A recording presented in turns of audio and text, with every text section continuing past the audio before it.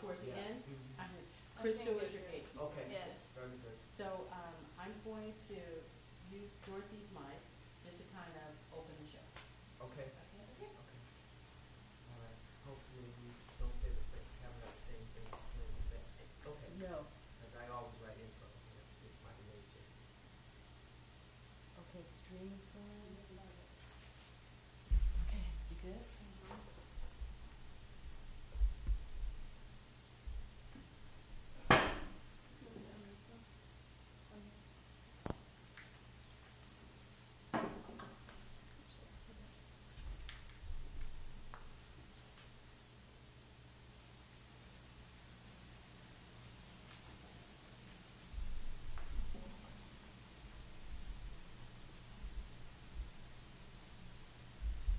Good evening, and welcome to another great presentation of a collaboration between West Medford Community Center and the Somerville Line. Tonight, we will have a special conversation led by moderator Terry Carter, and we will also have a musical presentation. Thank you for joining us. Good evening, everyone. My name is Terry Carter. I'm an author and a poet and was born and raised in the historic community of West Medford, Massachusetts. I say historic because this small neighborhood of several streets forms much of one of the oldest African-American communities in the United States and can actually trace its beginnings to just after the Civil War. Adorning the walls of this community center, in fact, are impressive pictorial tributes to much of the more contemporary history we celebrate. On behalf of the West Medford Community Center and Somerville Community Access Television, I want to welcome you to what we expect will be an ongoing and exciting series of evening engagements here at the center. Our hope is to get folks out, get folks involved, and get folks invested in what we're doing as a change agent and a long-standing voice of this neighborhood. Now, I'm here tonight with several friends who all live in or close to the community of West Medford and who all feel a very distinct and genuine connection to this neighborhood. Please welcome Dorothy Elizabeth Tucker, Monique Doherty, Reverend Dorothy Emerson, Neil Osborne, and Brian Collins. Could I prevail upon each of you to say just a word or two about who you are, what you do, and how long you've called this place home? And I'll start with Dorothy. I've been in this neighborhood, well, I guess I have to admit it, for more than 65 years. I love it because of its spirit. And when new people come into our neighborhood, the first thing I like to do is to welcome them and show the spirit with a smile, with an inquiry, and with a passion of what it is like to be a person that lives in West Medford. Oh, thank you. That's lovely. Thank you very much. Monique, what about you? I've lived in Medford for over 20 years. I've been heavily involved in the school system and volunteering with the West Medford Community Center, with West Medford Open Studios, and trying to create within the community center an environment of inclusion and building bridges, trying to find that, make this a mecca for people to for people to feel like they can be part of something important, something that's growing and something that is going to support a common idea. Fantastic, fantastic. Well, then why don't we have you pick up where she left off, Reverend Emerson? Hi, everybody. My name is Dorothy Emerson, and I moved here close to 25 years ago. I was the minister at the Unitarian Universalist Church in Medford, And my spouse and I really wanted to live in this community. And I have to say, as a white person, our realtor did not show us this neighborhood. This was 25 years ago. That would not be true now. But when we were shown the neighborhood, there were 3 houses we looked at on Arlington Street, and we bought one of them. And this was after many months of looking at places in Medford. I think it's the best neighborhood in town. And you talked about welcoming. It's the only place that we've ever lived where someone came over to welcome us shortly after we moved. I love it. That's fantastic. Thank you. Thank you very much. Neil? Good evening, everyone. I am Neil Osborne. I guess my profession is attorney. I grew up in Medford and West Medford. Came here in 1969 when I was 5 years old, when my parents relocated from England to West Medford. I've always enjoyed and found comfort in knowing my neighbors, growing older with kids in school. I can even say a longtime friend, Brian Collins, we're in the same grade together. So when you walk around town, people say hello and they wave to you. It's what makes home. So I'm happy to be here. I've done some things volunteering. I was the past president of the Mystic Valley branch of the NAACP, and it gave me a great impact into how we can positively affect our community. Fantastic. Thank you, Neil. And Brian, please. Yes, hello everybody. My name is Brian Collins. Neil stole all my thunder. I'm also a lifelong resident here in West Medford, and I'm very fortunate. The people that came before me here in the community showed me what a wonderful and unique place we have here in West Medford. And now that I'm given a chance to volunteer at the center, it's really important to me and a lot of other people in this community to make sure we pass that on, because we are truly lucky to be living in such a vibrant community. And I'm an engineer by day. Very good, very good. As you can see, we've tried to bring some folks together that had interesting but different stories to tell, and we're going to expand upon that storytelling as we move along. But I feel like I don't want to ask folks to do anything that I won't do myself this evening, so I will share a little bit about myself. I also am, as Brian and Neil and I'm an original West Medfordite. I was born on Jerome Street, on 158 Jerome Street. I think when I was about 5 or 6, we relocated to Monument Street. So for the full duration of the time that I lived in West Medford, we lived on 2 streets. And my folks still live on Monument Street. Went to Medford Public Schools. A lot of people don't realize Medford, West Medford in particular, but Medford in general, was the first city in Massachusetts to voluntarily desegregate to ensure racial balance in the school system in Massachusetts. And that was in the 60s. And a lot of us got bused to 3 different schools. We got bused to the Waite, the Dame, and the Gleason. And interestingly enough, all 3 of those schools are condominiums now. So they sent the black folk into the school system, and we shut it down. But seriously, it was a wonderful way for us to get a sense of how our neighbors lived. And I think that it expanded the dimension of how we thought about being black in not only the West Medford community, but in greater Medford as well. And I think it made us better citizens. So I was happy to be part of that experiment, as were folks like Neil and Brian. And then we went back to the Hobbs Junior High School, and then we went to Medford High School, and that's where the rest of our education here took place. But as I said at the outset, I'm a poet and an author, And so I try to look at many things through a poet's prism, a poet's perspective. And we're here to have a conversation about this place many folks call the Ville.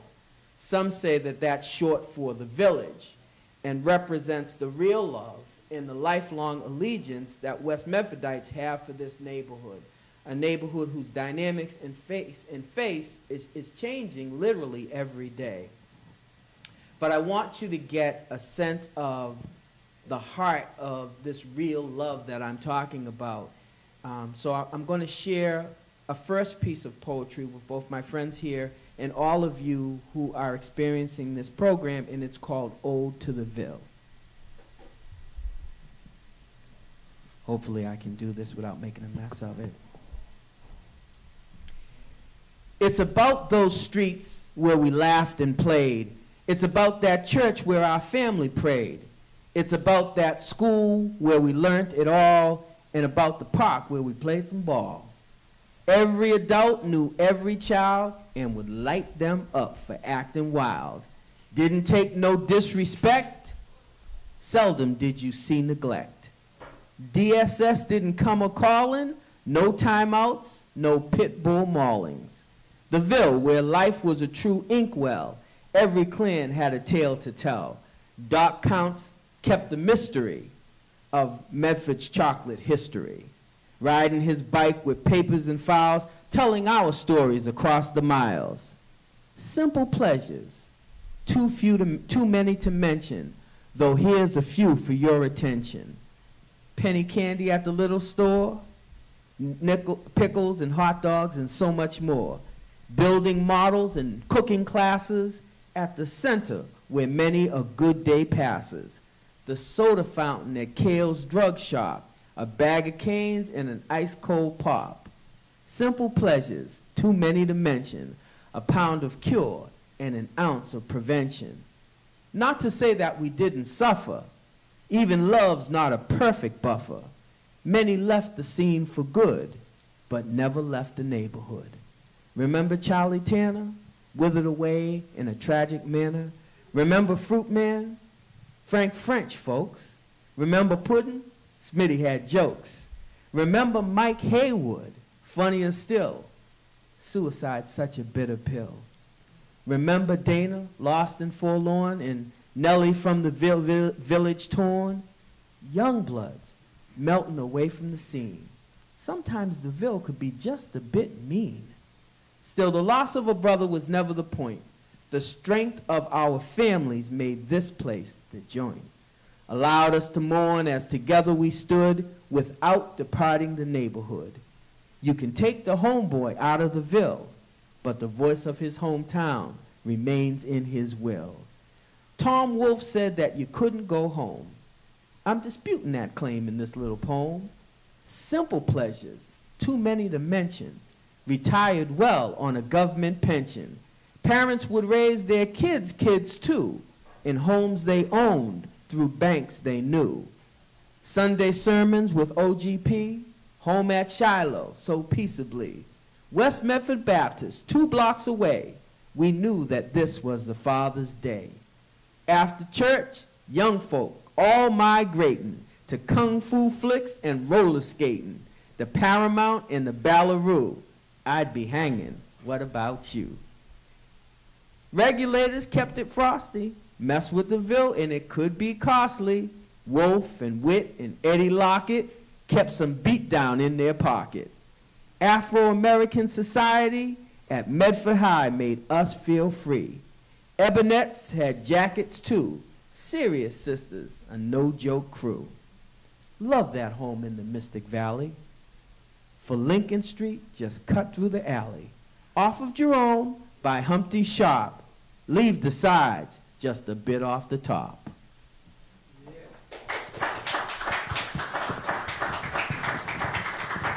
Thank you. I want to move it to the place that feels most right in the community center these days. This is our new building.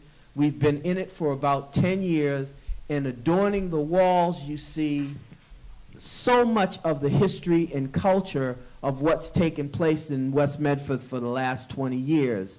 So I'm going to ask everybody the same question, and I'll give everybody a chance to weigh in with their own perspective.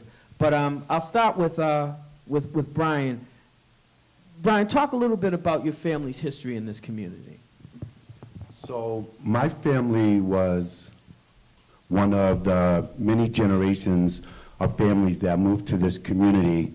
As Terry mentioned, it was one of the few communities where opportunities for African Americans were here. And their parents came from Malden and Everett, and they came over here. And so when I grew up, it was a very close place where, as you mentioned in your poem, you could be punished by somebody else's parents, just to put it lightly. So everybody's parents raised everybody's kids. We ate dinner one night at one house, one night at somebody else's house. You stayed over your friend's house and went to school. So it was really one big family. And having grown up in a culture like that, some of the remnants of which remains today, because we still have the celebrations and the get-togethers that were a lot more frequent in the past, but it's part of some of the history that we're trying to preserve here at the center. You know, we have a rich senior program, and everyone there can tell us about how things really were before you were born, right? And so we're really just trying to do our version of basically what they did for us. Amen, amen. That's right, that's right. Brian, I'll tell you a quick funny.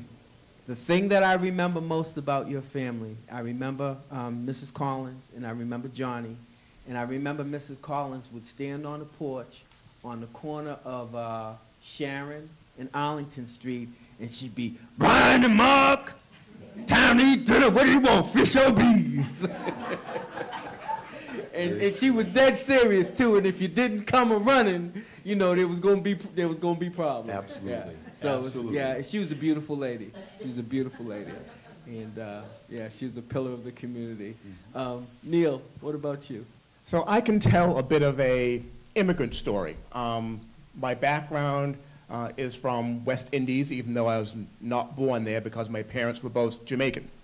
We came here in 1969 because my father had a brother, Kenneth Colehurst, who, when he immigrated to the United States, first lived in Cambridge.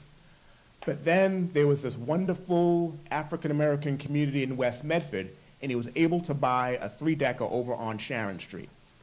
In 1969, my parents, along with my 2 older brothers, moved to West Medford, and it's kind of slightly sad to say, but my uncle had a tenant on the first floor, and I think they kind of got displaced so that family could move into that space. But one of the wonderful things as a 5-year-old coming to this new world, this new culture, was this place called the West Medford Community Center. This building is in the same location as the old barracks that was used for youth to come. Now, my parents, very cautious in this new country, they're immigrants, they want to make sure their children are always doing the right thing. This was the one location that we could come to unsupervised because they knew how productive it was. It wasn't school, but it was culture, it was getting to know each other, and it was done with love of the adults taking care of folks. And as Brian mentioned, you walk down the street, you weren't acting up, and your parents didn't know about it. That was the neighborhood that was West Medford. Absolutely, absolutely. That's fantastic. Dorothy Elizabeth, you have a unique perspective, and we'd like to hear a little bit of it. Don't like to pick on Brian, but I think I am. I still remember Brian, and I'm sure he wishes I would forget. My folks played bingo on Saturday nights. This was before my children were born. And your grandmother would bring you and your brother, and you would be in the living room with your own pack of cards, And you played your game, and we played ours. Afterwards, when you get sleepy, one was placed on one sofa, and the other, your brother, on the other. And we said, oh, aren't they lovely children? That was Brian. So we knew he was going to be brilliant because he had the cards really down. Now, Neil. I knew Mrs. Roby very, very well. She belonged to the same church. And the one thing about Mrs. Roby, I found out she liked to dance. So, believe it or not, she would recite something like the Lord's Prayer, and we would put it to action. And so, Mrs. Roby really gave me the idea, hey, we all can dance.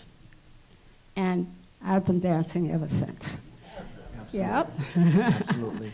And, you know, a lot of folks know this, but well into her 90s, and she's not ashamed to say it herself or to have me say it for her, Dorothy Elizabeth is still dancing actively with two different dance troupes? Three different dance troupes. All right. So she is at least a legend in this community, and probably even more than that. So thank you for that reflection, those reflections. And Brian, I hope you're not going to be the whipping boy tonight, man. But it just goes to show you got deep roots and deep history in this community, and it's a fantastic thing. So turning to the ladies on this side, and the perspectives will be a little bit different, but I'd like to hear about, I think maybe I'll go in a little bit different direction with you. What has made, Monique, what has made this place really unique and endearing to you?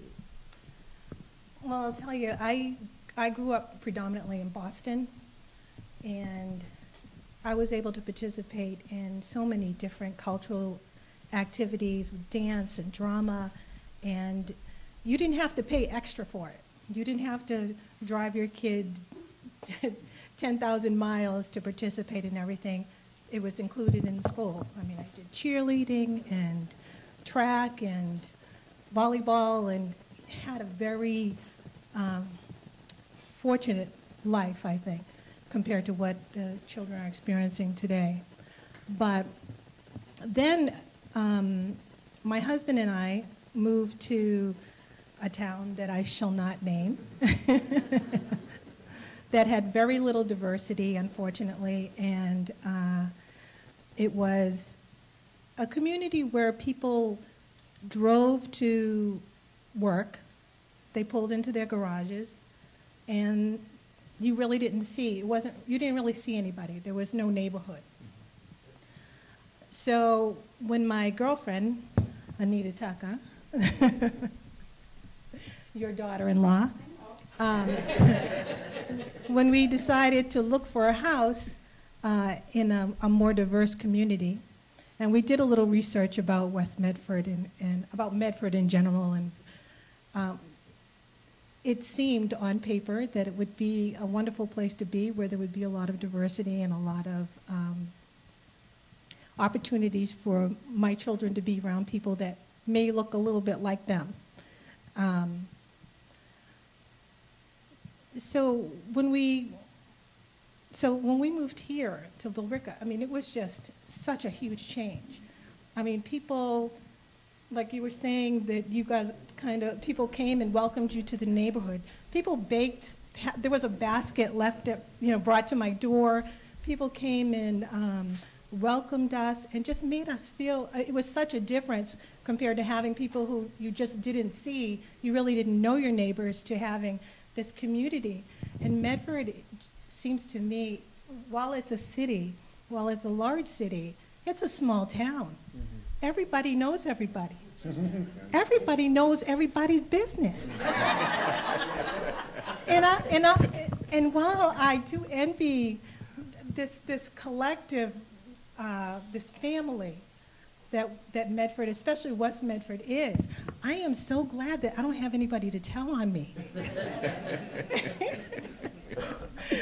Dorothy Elizabeth does not have any stories about me. Of course, there aren't any stories out there, by the way. I was a perfect angel all my life. Okay, well, we're going to cut it off right there before you tell a lie that you can't take back. So that community that shan't be named got named. Did it? Yeah. Did I say it? Yeah, you said. Yeah, you meant to say West Medford, but you said another place. Oh, and wow. But don't worry about it, right? I don't think there's any folks from that place here, so I don't think that we have to worry about that tonight. But I'm gonna go to Reverend Emerson and ask you same question. What makes this a unique and endearing place for you? Well, I'm actually from California, and I grew up in a neighborhood that also was very friendly, although it was all white folks. It was actually, I found out later, a white because it was segregated, redlined. So we had been living in Central Square, however, before we moved here, and that was a very diverse community. And one of the reasons that I accepted the call to come to the church in Medford was because I had heard that it was a more diverse community than almost anywhere else in this area. And so the person who welcomed me when we came, or welcomed us when we came, was the president of the NAACP, Lena Phillips, at the time. And so we were introduced early on to the NAACP and became members, and by some fluke of fate, I even ended up as president at one point, and quickly got Neil interested in becoming the next president. But I love a lot of things about this community. I love the diversity, but more than that, I love the spirit of the community, and just the sense that people are friendly and that they stop by. We have a front porch. I learned that urban neighborhoods have front porches, whereas suburban neighborhoods have back decks. And I love the fact that I wouldn't mind having a deck because it goes next to the river, but I love the front porch because people stop by, or we can say hello to people as they're going by. So that's really, I think that's a really, and the river itself, the Mystic River. I mean, what's better than living on the Mystic River? Whoever decided this was bottom land and it should go to black people, they made a big mistake. Excellent. Very good. Very good. So, a lot of folks from younger generations have left. And I want to ask Brian and Neil in particular, what made you stay? Why have you stayed here? It's the feeling of home. It's the feeling that people know you and you know them. I am raising my daughter, who's a teenager now, and I wanted her to have the same experiences that I had. I knew this was a safe neighborhood. I knew it was a place where you could go out in the evening and walk about and not be fearful. Having my mother, who lives nearby us, is a tremendous opportunity for intergenerational learning. When other families are having that same intergenerational learnings, I think it's a great opportunity for a young person to grow up in. So it is, I knew the experience, and at the same time, I can contribute to make sure it continues to be that wonderful place for young kids to grow up. Fantastic, fantastic. And how about you, Brian? Yes, so there's been a really big shift, as everyone probably has felt over the past 20 or 30 years, as we go from generation to generation, and the property value goes up so much. And when, the next generation of kids get the homes, instead of living and staying here, they do what they have to do. A lot of people, a lot of our friends have moved down south or out west. and they still keep in touch with us, the community, but as Dorothy mentioned, the property value here has gone up so much that it's really hard not to take those opportunities. So that's been a really big shift in our community. But as Neil mentioned, one of the only reasons I've been able to stay is my particular job, and a lot of people aren't as fortunate to be able to afford to live around here. It's just a fact of life. But as Neil mentioned, we're still trying to make an effort to have our kids go through the experiences what we have, and to the people that are here in our community to still live through those rich experiences that we were brought up with. Fantastic. Very good. Well, I've written a number of pieces of poetry that are based on the history that we share as part of the West Medford community. And while I, for many reasons, like you stated, couldn't afford to stay here. My wife and I lived here for the first 5 years that we were married, but she actually was working for the city of Boston at the time, and she missed being grandfathered outside of the residency requirement by 5 months. So we had to move into Boston in order for her to keep her job. So we moved into Boston, and then when we looked back to see if there was maybe a place that we could get in Medford after she left that job, we couldn't afford to come back here. So we ended up ultimately living in Boston for close to 15 years, and then we were able to buy out in Randolph. So I absolutely understand what you're talking about when you say, even some of the folks that have left Medford have had a desire to come back, but they can't touch the place. Yeah.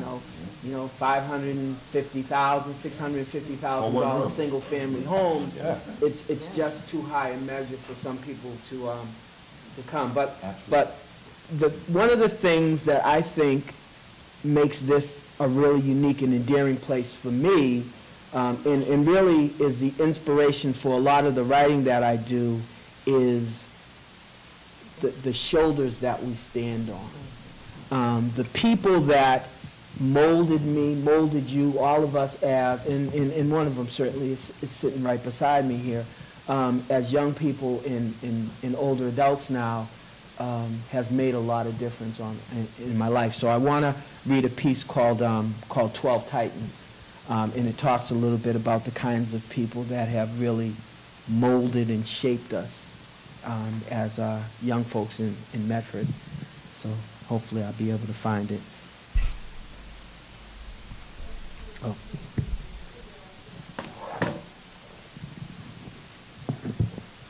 Now, I usually have a binder that I keep all of these poems in so I can get to them more easily.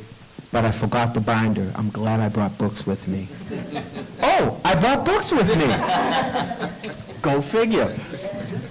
Okay, all right, so this is 12 Titans the Ville remembered.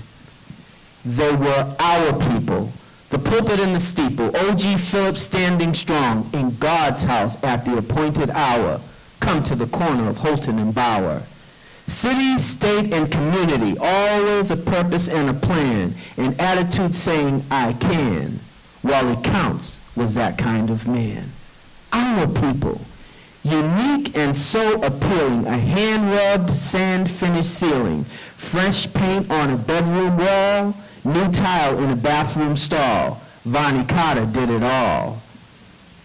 Madeline Duggar found her groove. She made the public system move. She led white folks to approve. The schools became a better place for children with a darker face. A Medford firefighter, Charlie Booker, took control, ascending up that fire pole, first black man to join the ranks of hoses, trucks, and water tanks. Can you hear those drums? The hi-hat sizzles and the tight snare hums. Alan Dawson led the band, Berkeley's leading man. To protect and yes to serve with iron will and nerve, a strong and quiet giant in blue serge and gold bars, Rudy Smith earned those shining stars. Faustina Booker, too, quaffing the ladies with just the dew to keep the menfolk home. Not too many brothers roam. She was the first with a shop of her own. Hear the piano tinkle, Teaching beyond old age's wrinkle, 2 generations learned lessons well while in the sway of Ms. Adele. Did you hear the bell? It tolls for thee too, our people. Dark counts told the story of Medford's chocolate glory, touring the Ville on that old Schwinn bike before the days of a Facebook like. We had heroes too. 1,000,000 balls would cross the net, some would land in the Mystic, wet. He never yelled at his own, a patient and encouraging tone. The tennis coach, Clarence Roan. Train up a child every single day. That was her kind and motherly way. My wit, yeah, but say it right. Milburn Whitaker, shining light, called the Ville her home. Sons and heirs of the slavers' tally, who made their home in the Mystic Valley. Teachers, soldiers, and heroes galore. From the community center to the little store. Our people. Our people, remember? 12 titans, brave and bold. These stories must be told. Other sons will have their day. Other daughters will have their say. Reflect on these who showed the way. 12 titans brought us here. They taught us all to dare. Shouting from the village square, they taught us all to dream, to be and not simply to seem. Titans in our midst, a dozen's just a partial list. So many others could be shown. West Medford legends to the bone. Perhaps I'll write another poem.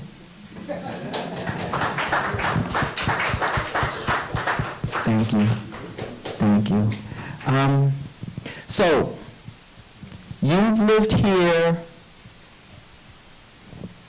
20 plus years? 20 plus years, yes. And you 25 plus? Well, a little less than 20. Okay, a little less than 25, but not original Medfordites, West Medfordites, Right. certainly.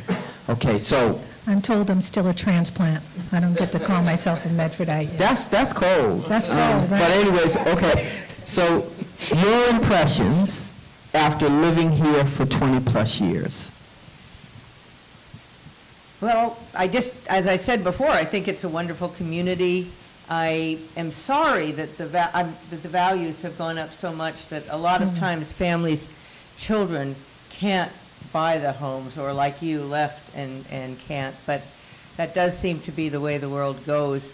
But I think there's a very special kind of spirit here, even though I hear the older folks say, well, it's not like it used to be.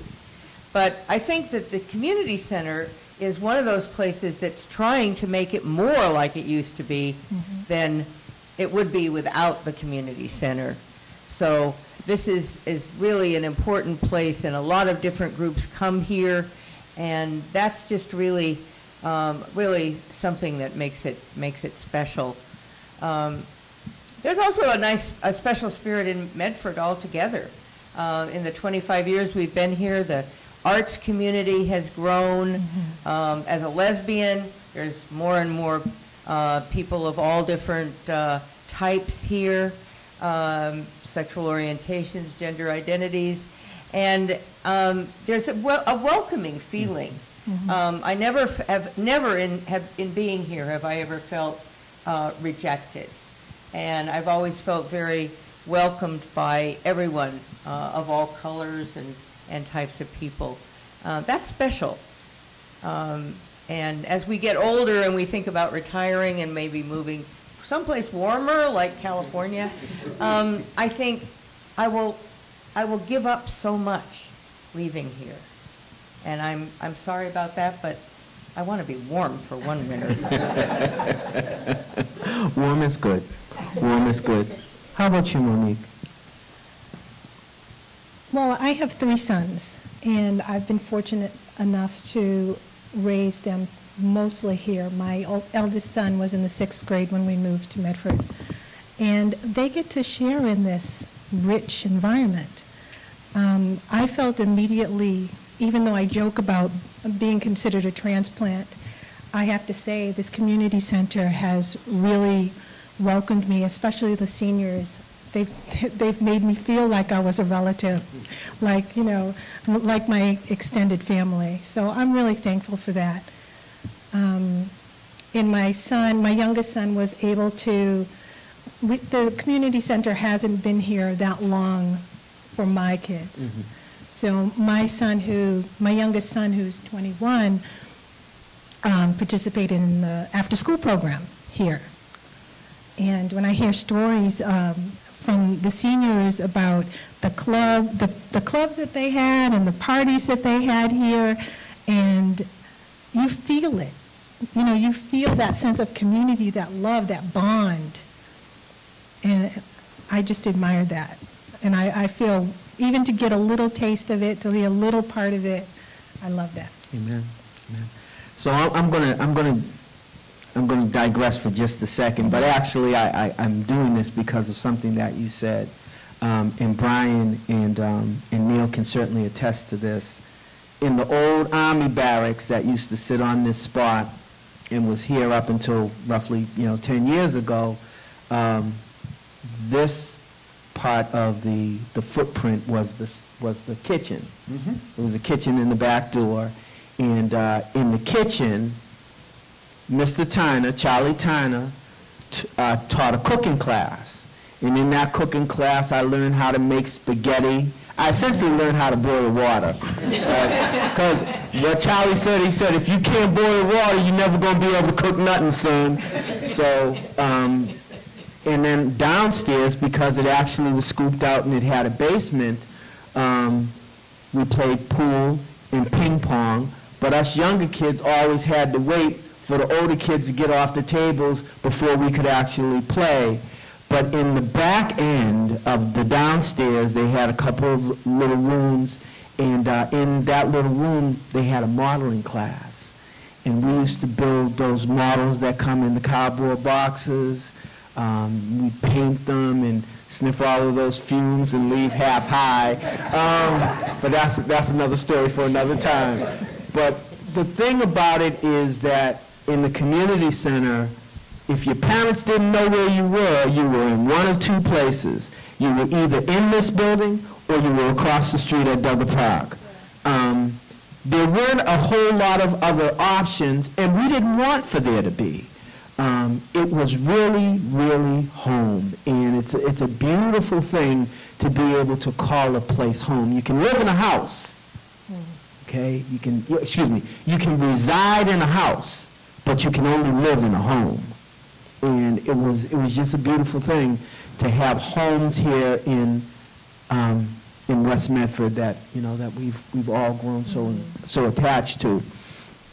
Okay, so changes that you've seen, Mrs. Tucker. What changes are the most difficult, would you say, for you to deal with personally? Before I answer that question, could I go back to a memory? Sure. It's about Uncle Rufus. His name is Robert Rufus. And I remember Aunt Anna, these are in-laws, saying, do you know he took coal out of our house to take down to the center to keep it warm for everybody?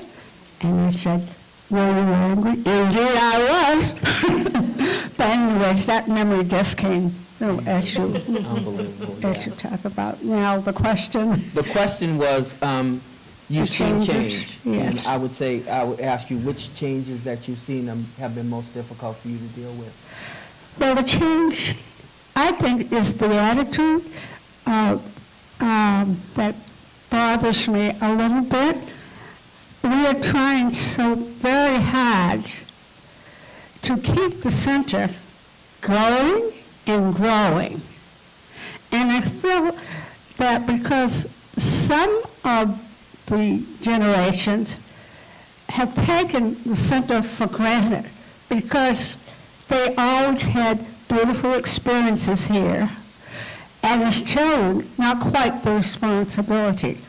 They didn't have to buy the coal for their house. And that is the most upsetting change that bothers me.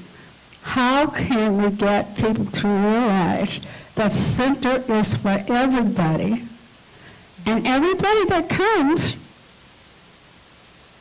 for, as I say, they get a laugh, they get a hug, and most of the time, a bit of food.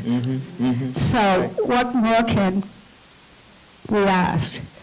I would hope that in some way that the next generation would claim the responsibility of keeping our center as it is. I would just like to say one more thing, and that is there was a lot of dating and mating going around. Many husband and wives will tell you their first date was right here at the center. And as for me, it was respite. I would allow my parents to take care of my twins, so my husband and I could come down here and have a good time. Fantastic. Very good. Neil, I'm going to ask you a slightly different question. What would you like to see change in the community in general, and maybe Medford at large? Because obviously, as the new director of diversity for the city of Medford, and I think that deserves a clap. In a pop. Please. Terry, thank you for that. This new position, I've recently been appointed the Diversity and Inclusion Director for the City of Medford, making me a department head at City Hall.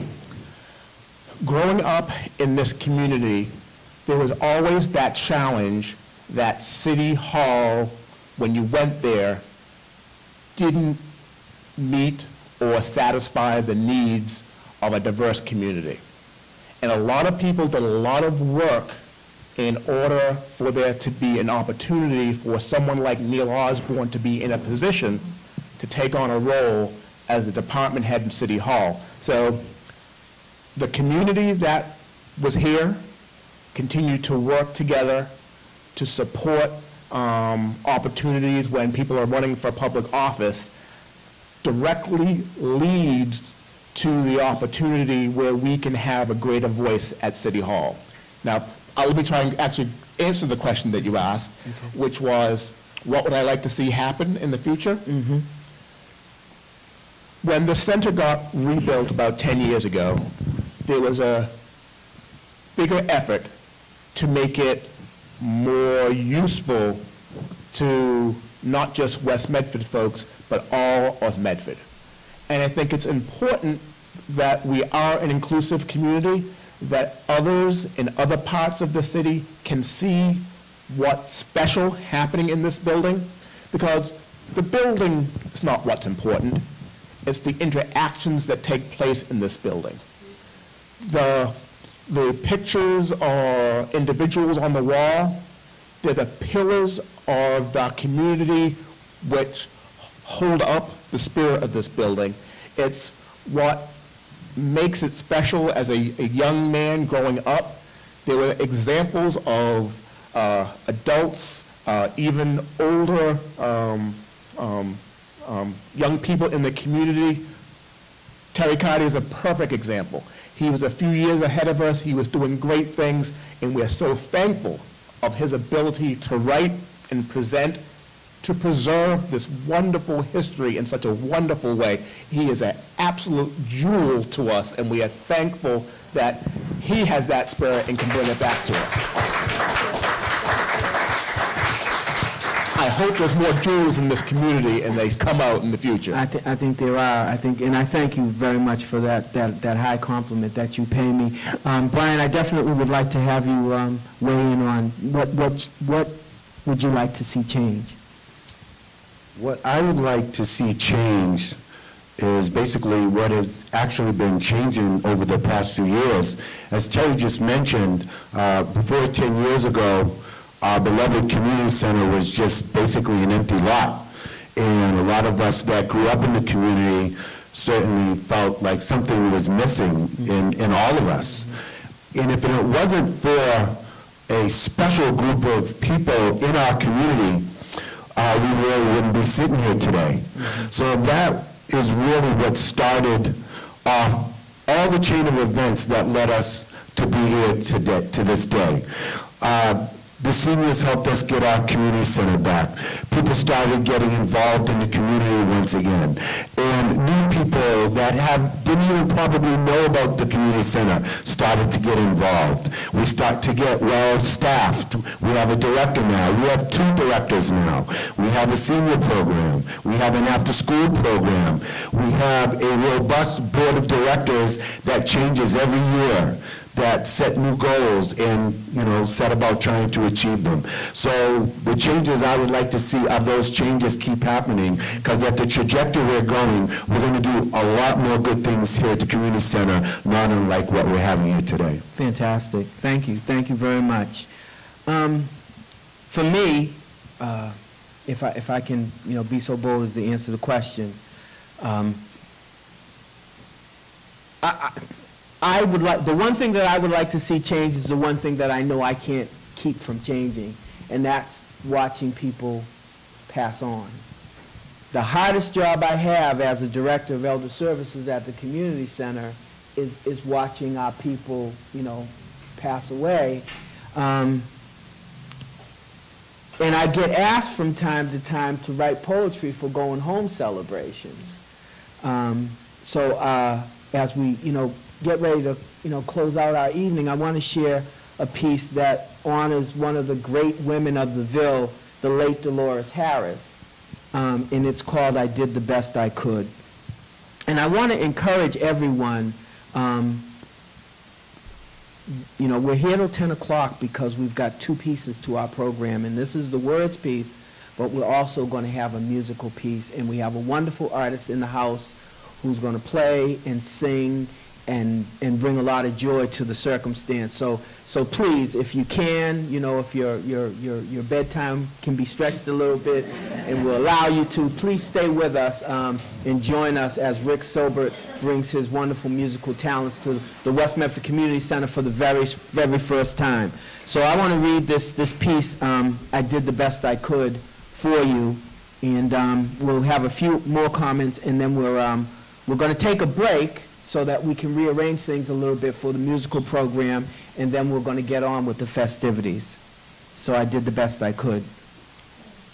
I did the best I could. Looked out the window and saw a world that seemed green and full of possibilities. Asked the Lord what he wanted me to do. He said, "This is the way, walk ye in it." So I put on my comfortable shoes and I walked out my front door. Sometimes I took my husband's hand and I bid him walk with me through loving moments in intense fellowship. Sometimes I wrapped up my sons in woolen coats and winter boots and I trudged through the cold and snow of New England. Sometimes I walked to the school or to the center or to City Hall. Maybe I fussed. I tried not to cuss, but I made my case for what was right. I did the best I could. Looked out the window and tried not to be loud, but I shouted on occasion when my babies made me proud. Asked my friend in Jesus what he wanted me to do. He said, "Suffer little children and forbid them not to come unto me." Sometimes I scolded, perhaps I screamed, but I always let them dream their dreams. The rod of correction was by my side, the glow of love more often applied. Sometimes I wore too many hats. Mother, father, I was all of that. Superhero, lawyer, and teacher, quoting scripture like a preacher. Sometimes I had to take a breath as those I loved faced sickness and death. But my testimony along the way grew my faith and ruled the day, so I did the best I could. Looked out the window and watched the seasons change. Asked my Heavenly Father what he wanted me to do. He said, "Sow a seed and reap a harvest." So I watered the plantings in my garden, pulled out all the weeds, raked the leaves as they fell, pushed all that hateful white stuff from pillar to post, and let the spring rains hit my face and remove my spirit. Sometimes I rushed to the church and sang at the top of my lungs. I hit the altar when the pastor said come and prayed like my burdens were mine alone. Sometimes I ran to my friends and got the 411 on everything and everybody. We laughed and we cried and we testified. Sometimes I raced to the rock and wrestled with my salvation. I fell down along the way more than once, but I kept getting up. I did the best I could. Looked out the window and watched the world go by. Everything's moving faster than I remembered, or perhaps I was just moving more slowly. Asked my Lord what he wanted me to do. He said, well done, thou good and faithful servant. Now I'm going to go home to a better rest than I've had.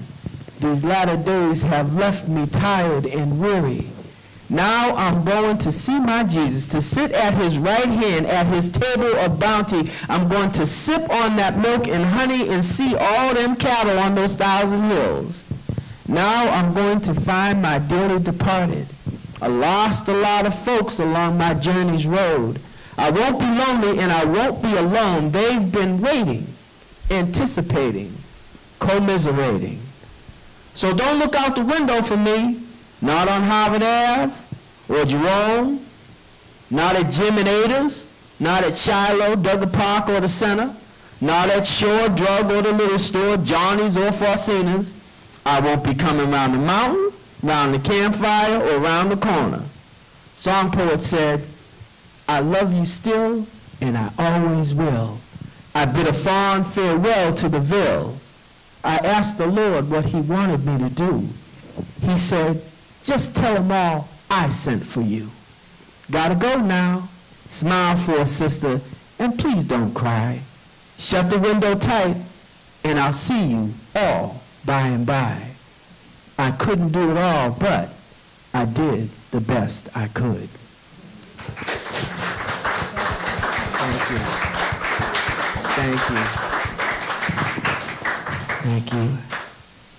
So, it's been a fantastic opportunity for us to sit and talk with all of you. I want to thank Brian Collins and Neil Osborne and Dorothy Elizabeth Tucker and Monique Doherty and, of course, Reverend Dorothy Emerson. You all represent West Medford. Whether you were here from the giddy-up, whether you crossed the big pond to come over and join us, whether you came from the West Coast to the East Coast and trying to figure out a way to get back to the West Coast, or whether you came from that community which shall not go nameless, you are nonetheless a welcome addition to what we consider as community.